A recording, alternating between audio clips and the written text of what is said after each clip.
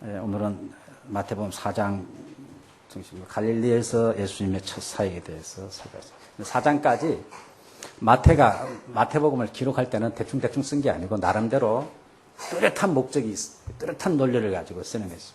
마태는 특별히 유대인을 대상으로 베들레헴에 태어나시고 나사렛에서 살아신 이 예수라는 청년이 하나님께서 약속하신 우리를 구원할 인류에 정말 구세주로 오신 분이 틀림없다는 것을 증명하기 위해서 논리적으로 써갑니다. 1장은 예수님의 혈통을 중심으로 구약에 약속한 대로 아브라함과 다윗의 자손으로 오시겠다가 한 분이 틀림없이 이분이고, 성령으로 창세기 3장 15절 여자의 후손이 올 것을 했는데 마리아를 통해 성령으로 잉태되어서 오신 그러한 분인 것을 증명했습니다.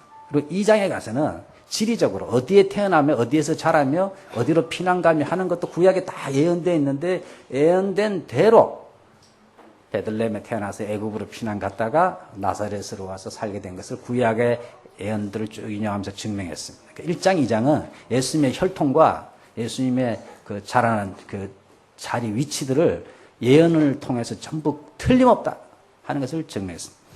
3장에 와서는 예수님 오시기 전에 말라기서를 중심으로 이사야서에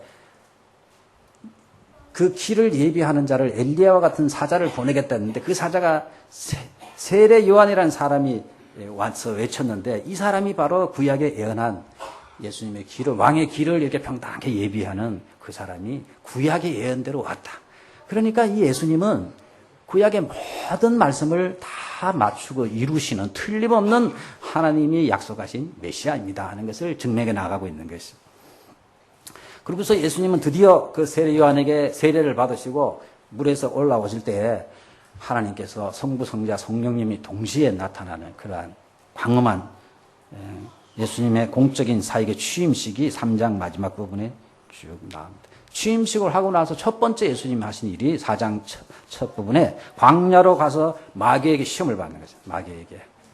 세 가지 큰 유혹을 받았는데 아담은 에덴 동산에서 먹는 것 유혹에 실패해서 모든 인간에게 비극이 들어왔어요. 오늘 서기상이 죽은 것도 죽음이 원래 인간에게 자연스러운 것이 아닙니다.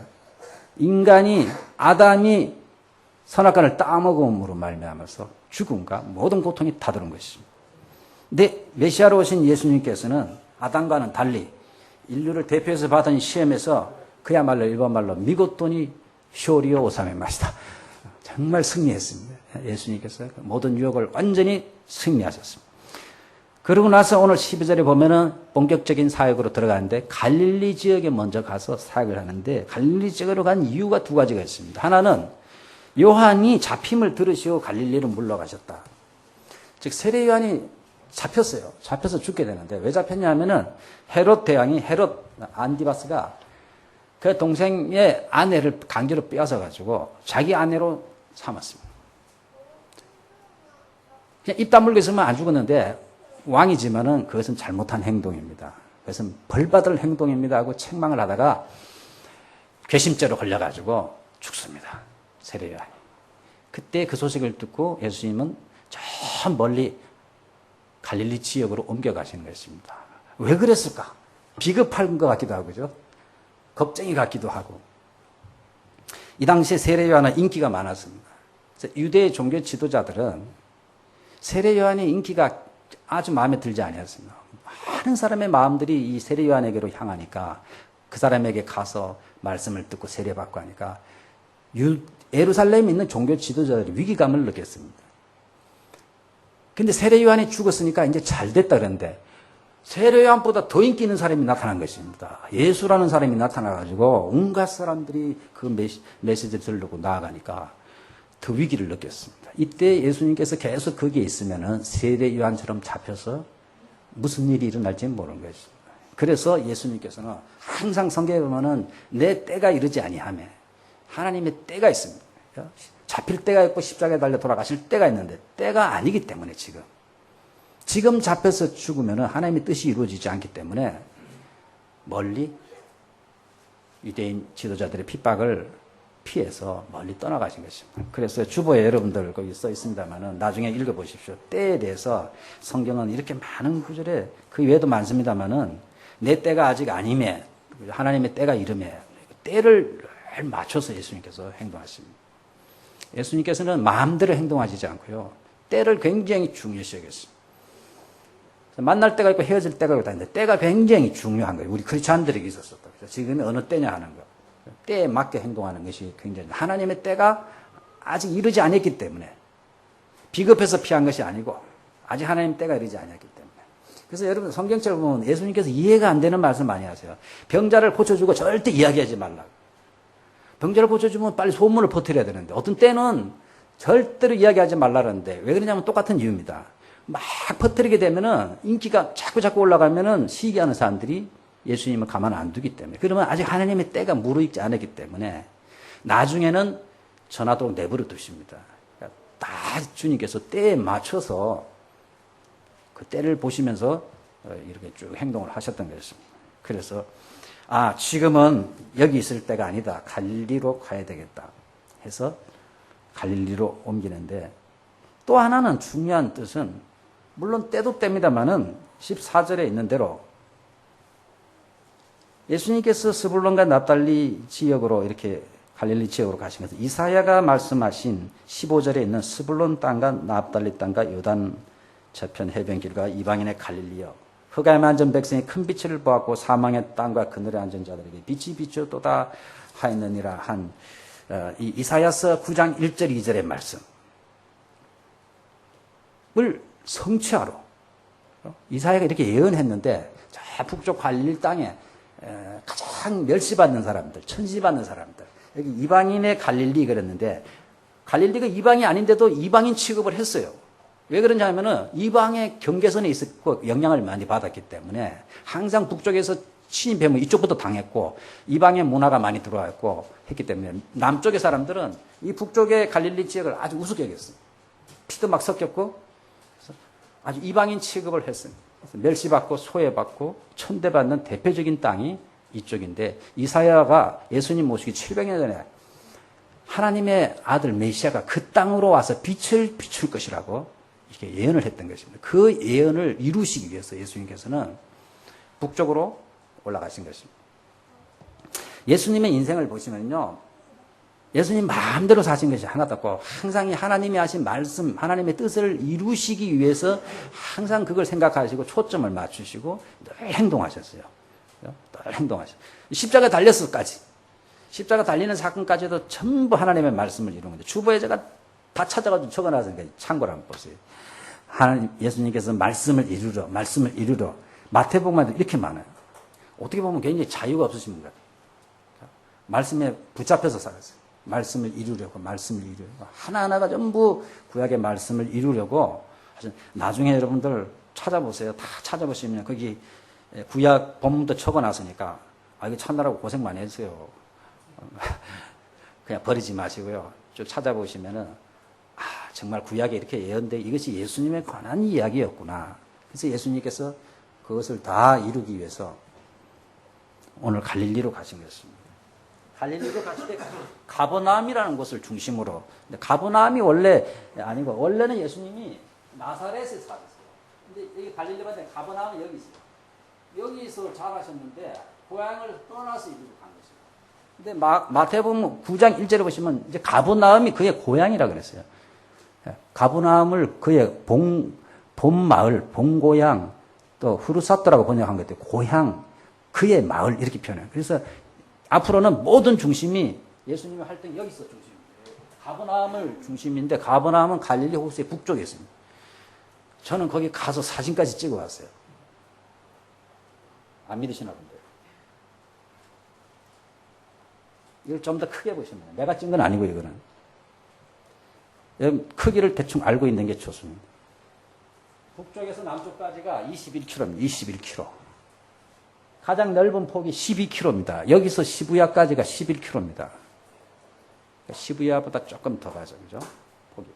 조금 작은 폭이 8km인데, 이 둘레가 제가 대충 계산해 보니까 한 60km쯤 되는 것 같아요. 한 바퀴. 잘은 모르겠는데 여러분들 좀 아시는 분 조사해 주세요. 야마노대선하고 비슷하지 않나 하는 생각이 들어요. 야마노대선하고 야마노대선이 조금 넓은지 모르겠는데 대충 그 정도 넓이의 호수입니다. 이게 북쪽의 가버나움. 베스가고 이제 예수님 주로 여기서 오병이어의 기적을 베푸신 저렇게 돼. 지금 이대로 있습니다. 이대로. 우리나라 사람이 살았으면 여기 아파트 30평짜리 막 지어놨을 텐데 그러면 가서 보면 볼 거 하나도 없을 텐데 하나도 없어요. 그런 게 하나도 없고 그대로 산이 그냥 있어요. 그대로. 얼마나 감사한지 모르겠어요. 한국 사람이 안 살아서. 우리는 구경만 가지 살면 안 돼요. 살면 여기 만션을 너무 많이 지어가지고. 근데 저 가버나움을 중심으로 예수님께서 사역을 하셨어요. 이거 제가 찍은 사진, 갈릴리 호수 바다입니다. 이게 바다인데 멀리 보입니다. 이렇게 반대쪽에서 이렇게 찍으면 이렇게 보여요. 여기도 북쪽 가버나움에서 지금 이런 식으로 이렇게 아파트 없죠, 그죠? 이런 데 대충 이래요, 그냥 대충 이러니까 얼마나 좋은지 모르겠어요. 이게 가버나움인데요.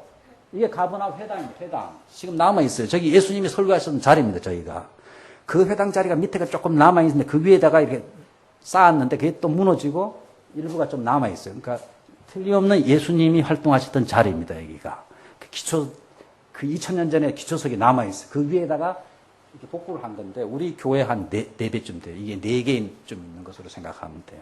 이곳에서 이제 예루살렘 성전에 못 가는 사람들이 기도하고 이곳에서 찬송하고 말씀을 배우고 이런 역할을. 요 앞집에 이 건물이 뭐냐 하면은 저 밑에서 베드로의 장모가 살았대요.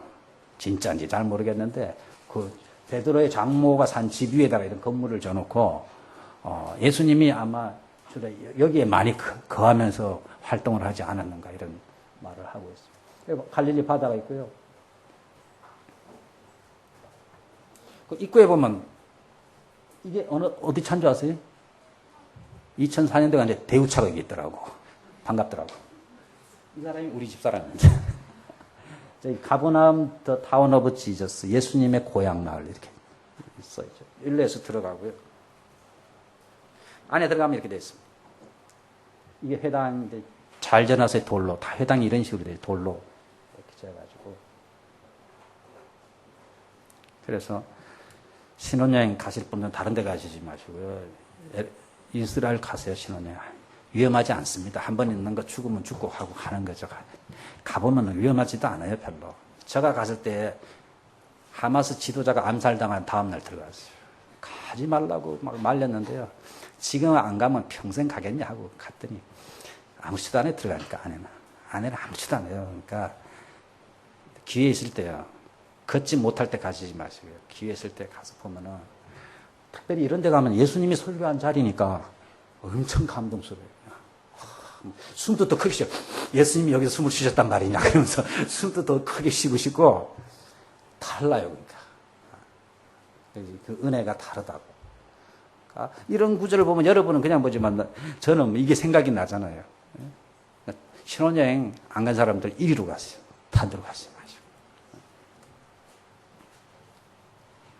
예수님께서 이곳을 중심으로 이제 갈릴리 호수를 중심으로 이 가버나움을 중심으로 예수님께서 사역을 하십니다. 그럼 18절부터 22절까지 보면 제자들을 부르는데 예수님께서 베드로와 안드레를 먼저 부르고 다음에 야고보와 형제를 부릅니다. 형제 둘씩을 먼저 불렀어요. 그러니까 어떤 사람은 형제들이 사이가 좋으니까 제자들이 사이 좋은 사람들이 기본이 돼야 된다 해서 그렇게 부르지 않았느냐 뭐 이런 추측을 하는데 이건 잘 모르겠어요. 근데 놀라운 것은 이들이 예수님이 너희로 사람 낚는 어부가 되게 하리라 했더니 그물을 버려두고 곧 그물을 버려두고 예수를 쫓으니라. 22절에는 야고보와 요한은 더하죠. 곧 배와 부친을 버려두고 예수를 쫓으니라. 이런 거 처음 보면요 시험 듭니다. 예수 안 믿는 사람들이. 아니 부모도 버리고 그 처음 만난 사람한테 쫓아갈 수가 있냐. 근데 주보에 있습니다만 나중에 참고를 하십시오. 예수님께서 제자들을 부르시는 장면이 5번 나오는데 복음서에 요한복음 1장 35절 51절에 처음 베드로와 야곱에 만나는 장면이 요한복음에서 먼저 나옵니다. 오늘 본문은 2번째입니다. 2번째. 그러니까 예수님이 생판 처음 만났는데 나를 따라오느라 했더니 예 알겠습니다 하고 그물을 버려도 따라가고 그게 있을 수 없죠. 있을 수 없어요. 벌써 그 전에 예수님을 만났어요. 만나가지고 안드레가 먼저 만나서 베드로를 예수님께 소개를 하고 다른 사람도 소개를 했어요. 그리고 예수님과 만나서 이야기하고 돌아갔어요. 돌아가서 또 자기 직업에 종사하고 있었어요.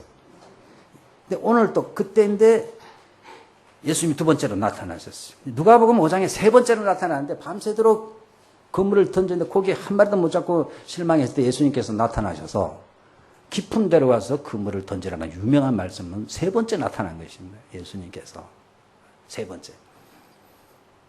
그 다음에 마태복음 9장 9절에는 이 마태복음을 기록한 세리 마태를 부르는 장면이 또 나옵니다. 그 다음에 마태복음 10장에는 12제자를 공식적으로 전부 부르는 장면이 거기에 나옵니다. 밤새도록 기도하고 12제자를 불러요.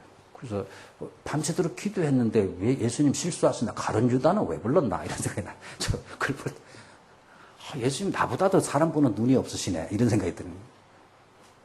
근데 어느 날 제가 가만히 생각하니까 왜 밤새도록 기도하셨을까 했을 때 이 가룟 유다를 알면서도 뽑아야 되니까 하나님의 뜻이니까 밤새도록 기도 안 하고는 못 뽑겠다는 생각이 드는 거예요. 밤새도록 기도하는. 그걸 품고 공생애를 가셔야 되니까.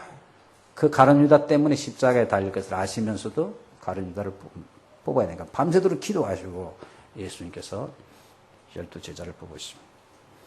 그래서 여러분이 아셔야 될 것은 그냥 예수님께서 이들을 처음 만났는데 그물을 버리고 나를 따라오라 사람 낚는 어부가 되리라 했더니 그 자리에서 그냥 버리고 간 게 아닙니다. 그러면은 가족들과 지금까지 해온 일과 얼마나 혼란이 많습니까? 여러 차례 걸쳐서 만나면서 며칠 같이 있다가 돌아가서 또 자기 직업에 돌아가서 일을 하다가 그럼 또 예수님이 나타나셔서 점점 예수님에 대해서 알려주시고 깨우쳐주시고 해서 마지막 최종적으로 12를 부를 때는 완전히 정리하고 주님을 따라갔던 것이지 처음 만나가지고 길가에서 나를 따라라 했다고 모든 거 버려두고 따라간 거 아닙니다, 여러분. 그래서 한 5번에 걸쳐서 제자 부르는 장면이 성경에 나오고 있습니다. 예수님께서 왜 이 제자들을 불렀을까? 그냥 혼자서 다 하시지. 그래서 예수님의 사역은 예수님이 부활하신 이후에도 이 땅 위에서 계속 돼야 되기 때문에 계속 이어져 가야 되기 때문에 제자들이 필요했던 것입니다. 제자라는 뜻은 스승에게 배운 것을 자기도 그대로 하는 것입니다. 그래야만 계속해서 이것이 유지돼 가는 것입니다. 그래서 교회가 해야 될 일은 마태복음 28장 19절에 있는 대로 교회가 해야 될 일은 제자 삼는 일이라 그랬어요. 땅끝까지 가서 제자를 삼으라. 그래야만 교회가 계속되기 때문에. 자기 대해서 그냥 믿고 끝나버리면은 계속되지 않기 때문에 예수님께서는 특별한 용어인 제자를 삼으라고 말씀하셨고 친히 제자들을 양육하는데 예수님의 모든 정력을 다 쏟아부었습니다. 많은 대중을 위해서도 예수님께서 말씀을 전했습니다만 예수님의 항상 초점은 12제자에게 있었어요. 12제자. 12제자를 세우는 것이 예수님의 가장 중요한 목적이었어요. 이 12제자가 바로 서야 예수님이 하늘나라 가시고 나서 교회의 기초가 세워지기 때문에 실제로 예수님을 십자가에 못 박아서 한 사람들은 이 들판에서 예수님의 설교를 듣고 500여일을 기적을 체험한 많은 사람들이 십자가에 못 박으라 그랬습니다. 예수님 다 아셨어요. 다 때가 되면은 자기 수에 안 맞으면은 이 군중이라고 하는 것은 너무 이상합니다. 오늘 막 밀어줬다가 내일 조금 수가 달라면 확 틀어지고요. 진짜 믿을 수 없습니다. 진짜 믿을 수 없습니다. 그래서 예수님이 아무리 인기가 있어도요. 좋은 의미에서 대중을 안 믿었어요. 12사람을 확실히 세웠는데 예수님께서 초점을 맞췄어요. 그래서 예수님이 하신 일을 계속 할 수 있도록 하는 제자들을 예수님께서 키우는데 최대 관심을 갖고 계세요. 그러면 제자들을 키우려면 좀 유대나 이런 데 예루살렘에 가가지고 좀 똑똑한 사람들 뽑아가지고 키우면 될 텐데 이 어부들 그리고 갈릴리 지역 사람들의 특징은 사람들이 거칠었습니다.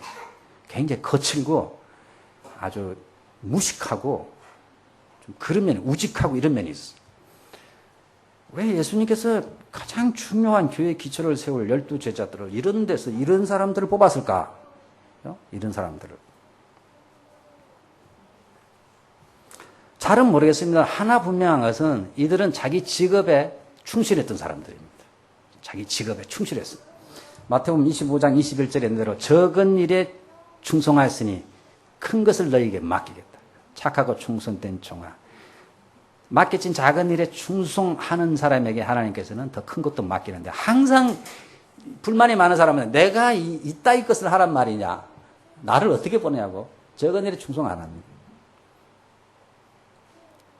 적어도 이 예수님이 택한 이 제자들은 자기 일에 열심히 했어요. 그런 사람을 택했고, 어부들은 아무래도 고기를 잡으려면 신중해야 되고, 이 사람을 전도하는 거랑 좀 비슷한 면이 있어서 그런지, 아무튼 예수님께서 여러 가지를 고려하셔서 이들을 택했는데, 하나 예수님이 고려하지 않은 것은 이들의 능력이나 학벌을 고려하지 않은 것은 사실이에요.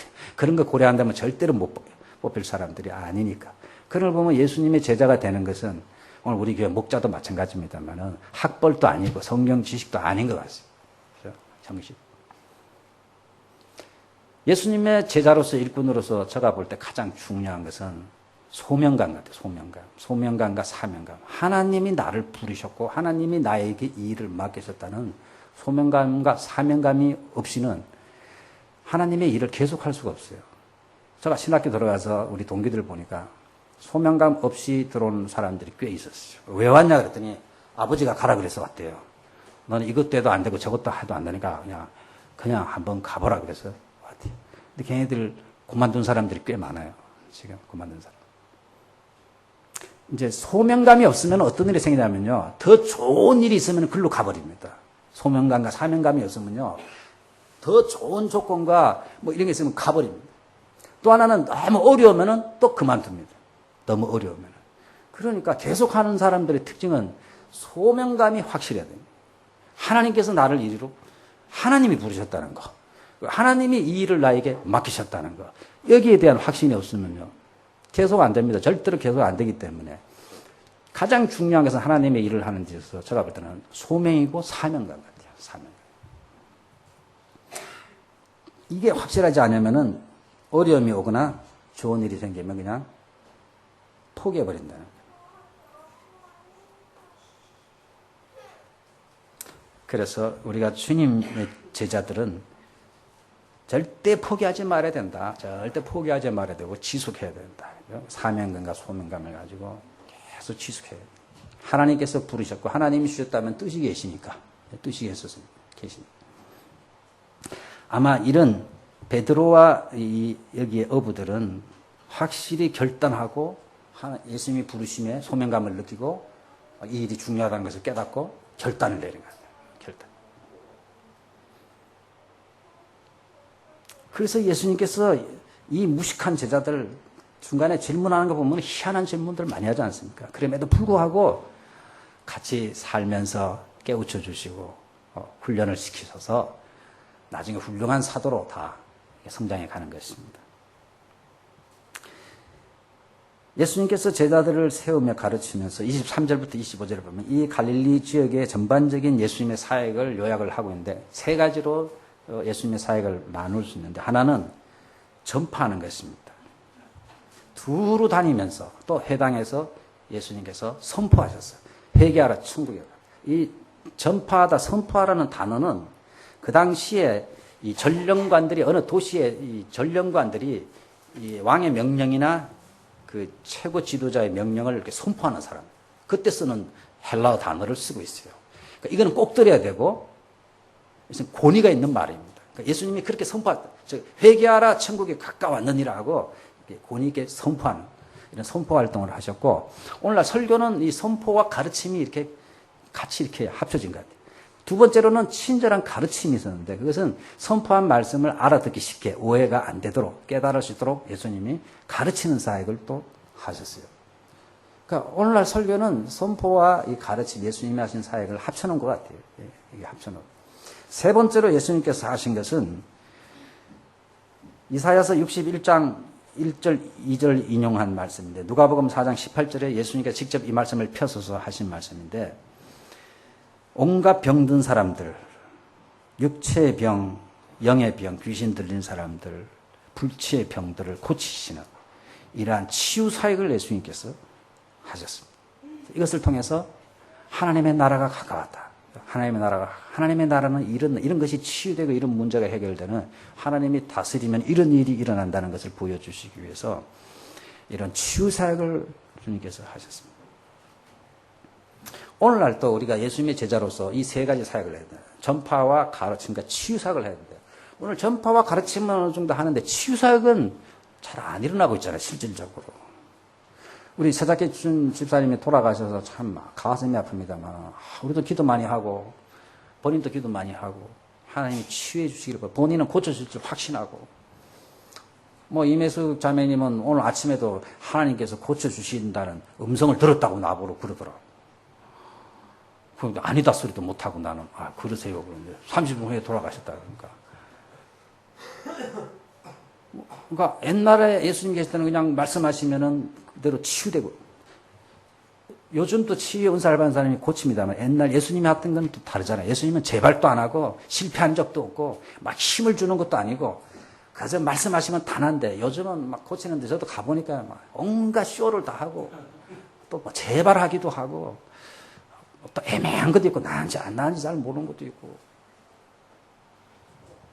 예수님의 이 치유사역과 오늘날 치유사역의 차이점은 예수님이 하시는 이 모든 16장까지는 예수님이 하나님의 아들이심 그리스도라는 것을 확실히 나타내기 위해서 하신 것이기 때문에 한 번에 탁탁탁 이렇게 나타내지 됐다가 안 됐다 하면 긴가민가하면 안 되는 것입니다. 그래서 예수님이 하신 사역은 우리랑 하는 사역과 구속사적으로 보면 질이 다른 것입니다. 전혀 질이. 오늘날 또 낫지만은 예수님은 하나님의 아들이심을 나타내기 위한 기적들이고 오늘날 우리는 그게 아니죠. 예수님이 하나님의 아들이심을 나타내는 것이 아니고 오늘날은 저희가 하나님의 말씀이 정말 하나님의 말씀대로 역사하는 것을 이런 기적을 통해서 사람들에게 말씀의 신실성을 드러내기 위해서 하나님께서 치유의 사역도 하도록 하십니다만은 예수님의 사역은 특별한 사역이라는 것을 아셔야 됩니다. 지난번에 말씀했습니다만은 우리 하나님을 시험해서는 안 되는 것입니다. 내가 고칠 수 있나 없나 한번 보라. 시험하면 안 되는 것입니다. 근데 성령의 어떤 특별한 은사를 받은 사람들은 영감을 받아서 고칩니다. 오늘날 또 많은 병자들이 일어나고 해서 우리가 병든 자들은 병 낫기를 위해서 적극적으로 기도할 필요가 있습니다. 그리고 은사를 하나님 그런 준 사람들은 그 사람들을 통해서 하나님께서 고치시기 때문에 자기가 그런 은사 있는가 내가 기도하는데 좀 잘나는 것 같다는 사람이 있으면요. 적극적으로 기도하고 목회자에게 말을 해가지고 저에게 그런 은사가 좀 있는 것 같습니다 하면은 교회에서 적극적으로 치유하는 사역에 그분들은 전념해야 됩니다. 분명히 하나님께서 그런 은사를 주신 사람이 있거든요. 저는 별로 안 준 것 같아요. 제가 기도하면 더 아파지는 사람이 있고 이래가지고 하나님 정말 이렇게 목회자를 입장 곤란하게 만듭니까? 이수영 입장이 병원에 가서 내가 기도했거든요. 퇴원하고 그 다음날 더 아파져 버렸어요. 그래가지고 아주 제가 할 말이 없습니다. 제가 할 말이 없어요. 근데 하나님께서 다양하게 쓰시는 방법이 다르시니까 은사가 다 다르니까 어쨌든 간에 우리가 적극적으로 병 낫기 위해서 기도하셔야 됩니다.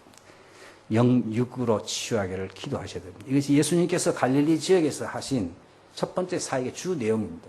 전파하고 가르치고 영육간의 병들을 치유하시는 이런 일들을 예수님께서 하셔서 그 당시에 가장 흑암에 처했던 무시받았던 아무도 가려고 하지 않았던 그 지역에 가셔서 아무런 소망이 없는 사람들에게 소망을 주셨습니다. 빛을 비추셨습니다. 이것이 예수님을 따르는 제자들이 해야 될 일입니다. 남들이 안 가는 곳에 가야 되고 소망이 없는 사람을 찾아가서 소망을 줘야 되고 그것이 우리가 해야 될 일입니다. 빛을 비추어야 되는 것이 우리 예수 믿는 사람들이 해야 될 일인 것입니다. 제가 가정교회 세미나 가서 그 원장 목사님이 강의할 때 들은 것 중에 인상에 남는 것이 어느 목사님이 서울의 서교동에서 개척을 하는데 교회가 안 된대요. 사람들이 안 온대. 요즘 옛날과 달라서 옛날에는 교회당을 이렇게 지어놓으면 한국에 이사 오든지 뭐 해가지고 사람들이 막 와서 교회가 저절로 자랐는데 안 온다는 것입니다. 그 반주자도 없고 뭐도 없고 막 이렇게 했어요. 어떻게 했으면 좋겠습니까? 그랬더니 이 원장 목사님 나가서 하시는 말씀이 제가 아직도 인상에 남는데 그렇게 개척하려고 하지 마시고 교회에 필요한 사람을 찾지 마시고 교회를 필요로 하는 사람을 찾아가세요. 그 동네에는 목사님을 필요로 하는 사람이 반드시 있을 것입니다. 내일부터 이제 끝나고 가시면은 밥 먹고 아침에 길에 나가 쭉 돌아다녀 보십시오. 그러면은 한 구석에 쭈그리고 앉아가지고 햇빛 쬐는 사람이 있을 것입니다. 말동무가 없어가지고. 그러면 가셔서 안녕하십니까? 건강하십니까? 제가 좀 이야기해도 되겠습니까? 말을, 그럼 그 사람이 분명히 좋아할 것입니다. 그런 필요로 하는 사람을 찾아가세요. 교회에 필요한 반주자나 교회에 필요한 헌금할 사람 찾지 말고 교회를 정말로 필요로 하는 사람을 당신이 찾아가세요. 그것이 하나님의 뜻이지. 그게 교회 개척의 의미지. 교회에 그냥 와서 이렇게 반주도 해주고 뭐도 해주고 이런 사람을 찾는 게 그게 무슨 개척이냐. 그게 무슨 개척이냐. 필요로 하는 사람을 찾아서 그분들의 필요를 채워주는 역할을 교회가 안 하면은 그게 뭐 교회가 있어야 될 이유가 뭐가 있습니까? 딱 그러시더라고요. 내가 머리 뒤통수 한 대 맞은 것 같은 느낌이 들더라고요. 아, 그렇구나. 정말 교회가 해야 될 일이 그런 일이구나. 예수님이 첫 번째 사역에서 보여주신 것은 바로 그와 같은 곳으로 찾아가가지고 말도 안 되는 사람들을 상대하며 예수님이 가르쳤습니다. 희망을 줬습니다. 용기를 줬습니다. 그것이 주님의 제자들이 해야 될 일이라고 그렇게 생각을 하고 여러분들은 낮은 대로 앞으로 어려움에 처해 있는 사람들에게 더 관심을 가지시고 우리 스다키 집사님 가정이 이렇게 어려울 때 여러분 어려울 때 많은 관심을 가져야 됩니다. 좋을 때는 관심 안 가져도 되는데 어려울 때 격려해 주시고 그래도 그분 나름대로 가족 특별히 남편의 신앙을 위해서 몸부림을 쳤는데 그것이 헛되지 않도록 하나님 그분은 자기 병이 나아서 남편 신앙이 아무리 봐도 자기가 볼 때는 안 자라는 것 같으니까. 조 목사님 설교만 들어가지고는 안 자랄 것 같거든. 그래가지고 이런 기적을 막 보면은 당신이 내가 살아나면 믿겠냐 했더니 믿겠다 그랬어. 그래서 기도했어요. 그래서 기도했어요. 근데 인간적으로 말하면 실패로 끝났잖아. 걱정이 됐잖아. 스다키 부부 간에 그런 이야기가 있었는데 돌아가셨으니까. 그럼 스다키 남편이 이제 신앙을 저버릴 것인가? 걱정이 되잖아요. 걱정이. 하나님께서는 그렇지 않으세요. 하나님께서는 높은 뜻이 계셔서 오히려 이 죽음을 통해서 더 남편의 신앙이 차례를 믿습니다. 옛날에 우리 교단의 안부자 선교사라고 학생 사역을 했는데 열심히 학생들 고등학생들 모아줬는데 얘가 자살을 해버렸어요. 자살을. 장례식을 하는데 도저히 갈 수가 없어서 부모들은 안 믿고. 그러니까 이 지도자로서 일본인 고등학생이 자살했어요. 너무 보기가 민망해서 장례식도 못 간 거예요. 이제 옥상에서 떨어져서 죽은 거예요. 그렇게 그 기쁘게 이렇게 나왔는데 병이 있었어요. 우울증이 있어가지고.